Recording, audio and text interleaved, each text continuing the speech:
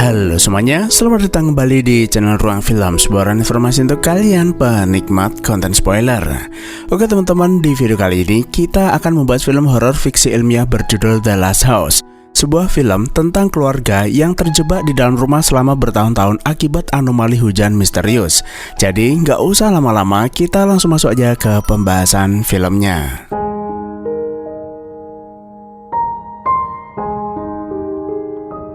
Film dimulai dengan keluarga kecil sederhana, yaitu Jason sebagai ayah, Anne sebagai ibu, serta dua anak mereka Graham dan Ruth. Mereka tinggal di area perbukitan yang tenang dengan rumah-rumah yang saling berdekatan. Meski begitu, warganya cenderung hidup sendiri-sendiri, membuat mereka nggak dekat satu sama lain. Pagi itu, saat lagi asik mancing di dermaga, Jason melihat ada badai besar yang semakin mendekat. Karena itu, Jason memutuskan pulang lebih awal dari yang direncanakan. Di perjalanan, BMKG memperkirakan akan turun hujan lebat di seluruh kota dengan potensi banjir pesisir ringan disertai gelombang tinggi. Sampai di rumah, hujan mulai turun. Nah, karena pintu garasi otomatisnya rusak, Jason parkir di luar dan terpaksa hujan-hujanan saat ngambil beberapa surat tagihan. Salah satunya adalah dari kantor pajak. Sejak bulan kemarin, aktivitas memancing dan olahraga mulai dikenakan pajak. Pemerintah menganggap ikan yang berhasil mereka tangkap merupakan penghasilan tambahan dan olahraga merupakan objek pajak kategori kesehatan. Masuk ke dalam, Jason semakin dibuat puyeng saat istrinya memberitahu bahwa tukang renovasi rumah menemukan adanya retakan di cerobong asap dan pondasi rumah yang mulai amblas. Ia khawatir rumah ini tenggelam ke dasar bumi saat mereka lagi tidur. Belum selesai dengan masalah itu, anak-anak menagih janjinya makan selat Solo di Wonogiri. Jason mencoba membujuk mereka dengan gadget, tapi sialnya internet tiba-tiba putus. Let's go. Apa boleh buat, karena udah kepalang janji, Jason akhirnya mengiyakan. Anehnya, saat keluarga itu hendak berangkat, pintu rumah mendadak macet dan gak bisa dibuka. Okay, what did you do? Jason mencoba membuka pintu garasi, namun karena mekanisme otomatisnya rusak, pintu itu pun gak bisa dibuka tanpa dibongkar. Situasi semakin gak masuk akal ketika semua jendela di rumah juga ikut macet dan gak bisa dibuka. Jason pun mencoba memecahkan kaca jendela, tapi kaca itu sama sekali gak bisa pecah. Bahkan jika diperhatikan, retakan itu seolah memperbaiki dirinya sendiri. Gak kalah aneh, saat Jason mencoba mendobrak pintu rumah, tubuhnya justru terpental. Anne mencoba menelpon seseorang, tapi ia lupa kalau sejak tadi pagi gak ada sinyal. Dan ternyata bukan hanya mereka saja yang mengalami kejadian aneh. Tetangga kanan kiri mereka juga terjebak di dalam rumah. He can't get out either. Lalu di waktu yang sama, tetangga depan rumah yaitu Susan baru aja pulang dari jogging. He can't get out either. Mengetahui suaminya dan para tetangga terjebak di dalam rumah, Susan segera pergi mencari bantuan. Sambil menunggu, para tetangga berkomunikasi lewat tulisan. Ada yang menduga fenomena ini adalah serangan alien. Jika kejadian ini terjadi serentak, bukan tidak mungkin seluruh dunia juga ikut terjebak. Sayangnya, hingga malam tiba tidak ada bantuan yang datang. Anak-anak mulai khawatir. Jason berusaha menenangkan keluarganya. Selama mereka bersama, tidak ada yang perlu dikhawatirkan. Is that a gun? Menjelang tidur, Jason memberitahu istrinya bahwa sekitar 2 minggu yang lalu dia bermimpi mengalami kejadian ini.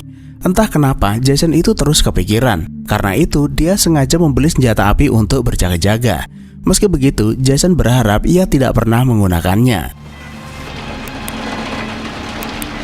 Sementara di luar masih hujan gerimis, Jason pun terjaga sambil mencoba membuka pintu bagasi mobilnya. Tanpa sadar, sekelebat bayangan hitam melintas di samping jendela. Karena nggak bisa tidur, Jason mencoba membongkar gagang pintu. Anehnya, meski mekanisme kunci sudah dilepas, pintu tetap nggak bisa dibuka. Saat diperiksa, Jason melihat lapisan lendir menutupi celah pintu, seolah ada sesuatu menahan mereka keluar dari rumah. I don't know.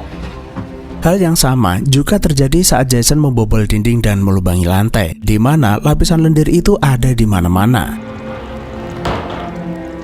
Selain itu, Jason juga mendapati retakan di cerobong asap semakin parah. Jason menduga hujan yang turun sepanjang hari menciptakan semacam penghalang di sekeliling rumah. Namun entah kenapa, Jason juga mulai percaya bahwa apapun yang menciptakan penghalang itu bukanlah manusia. It's not man-made. Esok paginya, hujan belum juga reda dan pintu masih nggak bisa dibuka. Menyadari bahwa situasi ini bisa berlangsung lebih lama, Jason dan Anne mulai mengatur persediaan. Jika dijatah dengan benar, makanan bisa bertahan hingga 2 bulan. Mereka juga harus menghemat air dan listrik, karena nggak tahu sampai kapan semua itu bisa bertahan. Now we still have power, we have water, we have gas, but there's no telling how. Untuk mengurangi rasa bosan, Jason dan Anne mempersiapkan jadwal untuk mereka lakukan sehari-hari. Anne berkata, saat ini bukan liburan dan anak-anak tetap harus belajar. Mom and I will keep you safe, I promise. Tanpa terasa, 7 hari sudah berlalu, dan situasi ini pun memaksa mereka mengasah naluri bertahan hidup dan kreativitas. Jason juga tetap menjalin komunikasi dengan tetangga lewat tulisan. Meski awalnya mereka nggak saling mengenal, situasi ini justru membuat mereka akrab satu sama lain. Namun sayangnya, beberapa di antara mereka mulai kehabisan persediaan makanan. Jason sebenarnya sangat ingin membantu, tapi ia sadar nggak ada yang bisa ia lakukan untuk mereka. Minggu kedua, hujan masih turun tanpa ada tanda-tanda akan reda. Jason dan keluarganya tetap menjalani hari-hari seperti biasa, dan selalu ada kegiatan baru untuk mengusir rasa bosan. Saat Ruth lagi menggambar sosok pengelana hujan yang menurunkan hujan sepanjang hari, anak itu menyadari ada yang aneh pada tetesan air di jendela, yang bergerak ke atas kemudian bergerak mengikuti arah pensilnya. 1 bulan pun telah berlalu sejak Jason dan keluarganya terkurung di dalam rumah. Malam itu, saat Ruth dan Graham bermain di loteng, Ruth mendengar suara geraman di luar, lalu berkata sosok pengelana hujan itu kembali, sesuatu yang mengendalikan hujan dan kerap muncul terutama saat hujan deras. Graham mengira sosok itu hanyalah binatang yang kebetulan lewat. Sayangnya, saat Ruth menceritakan hal itu pada orang tuanya, Graham justru menyebut adiknya berbohong dan membuat keduanya mulai bertengkar. Lalu di tengah malam, hujan akhirnya reda, membuat langit nampak cerah dipenuhi bintang di langit. Anne menyebut malam ini adalah malam yang aneh. Saat langit begitu indah, tidak ada satu orang pun keluar rumah. Dan karena saat ini nggak ada satu manusia pun beraktivitas di luar, hewan-hewan liar mulai bermunculan. Salah satunya adalah serigala hitam yang tiba-tiba muncul di halaman rumah. Anne berkata, saat ini dunia bukan lagi milik manusia, membuat hewan-hewan liar itu merasa aman berkeliaran di mana saja. Pagi berikutnya adalah hari Natal. Meski nggak bisa keluar rumah, mereka tetap merayakan dengan bahagia dan berbagi hadiah. Namun suasana ceria itu berubah menjadi kesedihan saat tetangga mereka terjatuh yang mungkin saja akibat kelaparan karena kehabisan makanan. Sore harinya, hujan kembali turun disertai petir. Saat hendak istirahat, keluarga itu dikejutkan oleh kemunculan Susan yang panik meminta pertolongan. Wanita itu berkata, semua orang telah dibunuh, lalu memperingatkan mereka jangan sampai makhluk-makhluk itu masuk ke dalam rumah, karena tidak ada seorang pun datang membantu. Tiba-tiba, sesuatu menarik Susan ke belakang, yang kemudian disertai kilatan cahaya terang. Hal itu membuat mereka kesulitan melihat sosok apa yang menyerangnya. Dan saat itulah Jason mulai menyadari bahwa apa yang diceritakan Ruth tentang monster hujan itu ternyata benar. Ruth kemudian menunjukkan gambar sosok tersebut. Menurutnya, sosok yang selalu datang padanya adalah makhluk yang baik, bukan monster seperti yang baru saja mereka lihat. Meski begitu, Jason tetap menyimpulkan, sosok apapun yang ada di luar sana bisa menjadi ancaman. Sejak kejadian itu, Jason menutup semua jendela, lalu meminta keluarganya beraktivitas seperti biasanya. Saat Ruth bermain tali gantung, penahan kayunya nggak kuat, membuat dinding retak dan membuat penutup cerobong asap jatuh ke bawah. Does that mean the house is gonna fall on us? Saat melihatnya, Jason punya sebuah ide. Dia akan mencoba keluar melalui cerobong tersebut. Tapi sayangnya, cerobong itu terlalu sempit dan nggak muat. Then how does Santa get down to me? Ruth kemudian menawarkan diri untuk naik ke atas karena badannya kecil. Tanpa buang waktu, Jason membuat tongkat untuk mengaitkan kain ke atas cerobong asap dan menarik Ruth dari bawah. Namun sesampainya di atas, celah cerobong semakin menyempit. Anak itu nggak bisa keluar dan hanya bisa menjulurkan tangannya. Meski begitu, hal itu sudah cukup membuktikan tidak ada penghalang apapun di atas rumah. Di waktu yang sama, Ruth melihat anjingnya terbaring lemas. Jason berkata tanda-tanda kematiannya sudah semakin dekat dan gak ada yang bisa mereka lakukan mengingat usia anjing itu sudah sangat tua. Jason kemudian meminta Anne membawa anak-anak ke ruang keluarga, sementara dia akan mengakhiri penderitaan anjing itu dengan menembaknya. Setelah melakukannya, Anne meminta Jason membakar jasad anjing itu di perapian agar tidak dilihat anak-anak. Namun Jason mempertimbangkan opsi lain, yaitu menyimpan anjing itu di lemari pendingin untuk berjaga-jaga di kondisi darurat nanti. Meski Jason menyadari tindakannya tersebut nggak manusiawi, Jason merasa nggak punya pilihan. Dalam situasi seperti ini, nyawa dan keselamatan mereka jauh lebih penting. Usai melakukannya, Jason berniat membuang tulang itu keluar halaman melalui cerobong asap agar dimakan serigala yang berkeliaran sehingga anak-anak tidak mengetahuinya. Namun sayangnya hujan kembali turun dan serigala itu keburu pergi sebelum sempat memakannya. Hari-hari berikutnya, aktivitas kembali berjalan normal. Saat cuaca cerah, Jason membuka semua jendela dan menaruh pot di ambang jendela agar tetap hidup. Namun ketika cuaca mulai mendung, semua jendela langsung ditutup. Hingga di suatu sore, saat hujan deras, Ruth lupa mengambil tanamannya di jendela. Hal itu menarik perhatian monster hujan yang seketika membuat keluarga itu panik. Untungnya, monster itu segera pergi. 3 bulan sejak terjebak di dalam rumah, persediaan makanan akhirnya benar-benar habis. Hampir setiap hari, anak-anak selalu menangis karena lapar. Sementara Anne mulai putus asa dan merasa hidup mereka nggak akan lama.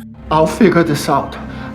Trust me. Sebagai seorang kepala keluarga yang selalu ingin melindungi keluarganya, naluri bertahan hidup Jason kembali muncul. Saat ini, semakin banyak hewan liar yang berkeliaran di sekeliling rumah. Jason terpikirkan sebuah ide brilian, kemudian membuat jebakan dari peralatan tukang yang dimilikinya untuk menangkap hewan-hewan tersebut. Beruntung, hingga saat ini Jason dan keluarganya belum memakan daging anjing yang ia simpan dan berencana menggunakannya sebagai umpan untuk menangkap hewan liar melalui cerobong asap. Hanya dalam waktu singkat, jebakan itu menarik perhatian dan berhasil menjerat seekor rubah. Namun sayangnya, kain yang Jason gunakan gak kuat menahan beban, kemudian robek dan membuat rubah itu berhasil lolos. Percobaan berikutnya, Jason menggunakan material yang lebih kuat. Kali ini, target buruannya adalah bajing liar yang berukuran lebih kecil agar lebih mudah ditangkap. Dan akhirnya, Jason pun berhasil mendapatkan buruan pertamanya. Di sisi lain, keberhasilan itu turut membangkitkan naluri bertahan Anne. Anne kemudian meminta suaminya membongkar lantai rumah untuk dijadikan kebun, agar dia bisa menanam buah dan sayuran dari biji yang ia simpan selama ini.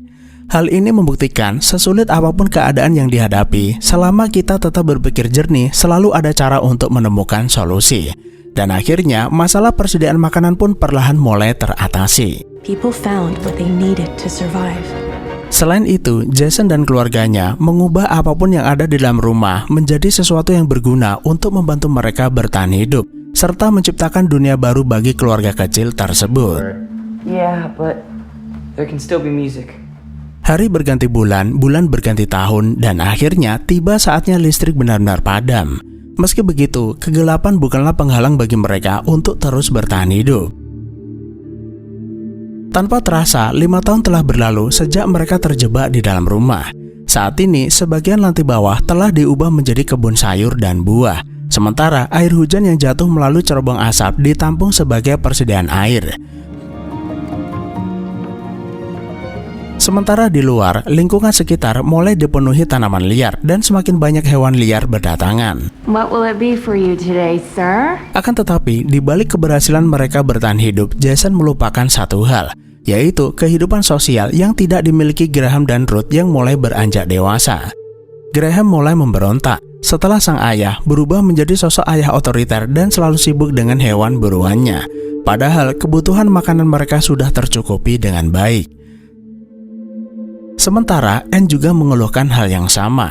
Kehidupan mereka berubah menjadi hanya sekedar bertahan hidup dan bukan menjalani keluarga seutuhnya. Jason beralasan mereka harus mengumpulkan makanan sebanyak mungkin karena mereka nggak tahu sampai kapan mereka terjebak di tempat ini. Suatu malam, Anne bermimpi buruk. Dalam mimpinya, monster-monster itu berhasil masuk ke dalam rumah. Sementara dinding rumah menjadi retak akibat bangunan yang perlahan mulai amblas. Namun bukannya peduli dengan cerita istrinya, Jason malah menunjukkan mobil tua di garasi yang berhasil ia perbaiki selama 2 tahun ini. Graham lalu bertanya, untuk apa Jason memperbaiki mobil itu jika nggak bisa dipakai kemana-mana? Sang ayah pun menjelaskan, terkadang manusia perlu melakukan sesuatu demi menjaga kewarasannya.